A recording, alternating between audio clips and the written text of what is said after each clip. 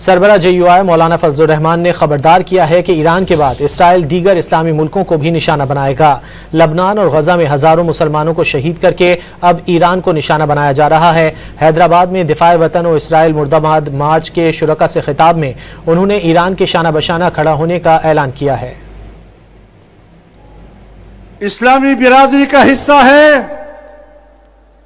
اور ایران پر اسرائیل کے جارحانہ حملے کی ہم صرف مذمت نہیں کر رہے، ہم ایران کے ساتھ شانہ بشانہ کھڑے ہونے کا اعلان کر رہے ہیں۔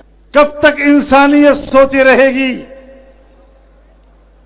اور جمعیت علماء اسلام آج یہ فرض نبھا رہا ہے کہ وہ دنیا کو جھنجھوڑ رہی ہے، امت مسلمہ اور ان کے حکمرانوں کو بتا رہی ہے کہ آج اگر فلسطین کی باری ہے، اس کے بعد پھر اگر لبنان کی باری ہے، اور آج اگر ایران کی باری ہے، تو کل کس کی باری ہو سکتی ہے؟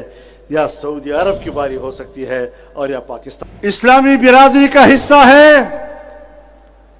اور ایران پر اسرائیل کے جارحانہ حملے کی ہم صرف مذمت نہیں کر رہے، ہم ایران کے ساتھ شانہ بشانہ کھڑے ہونے کا اعلان کر رہے ہیں۔ کب تک انسانیت سوتی رہے گی؟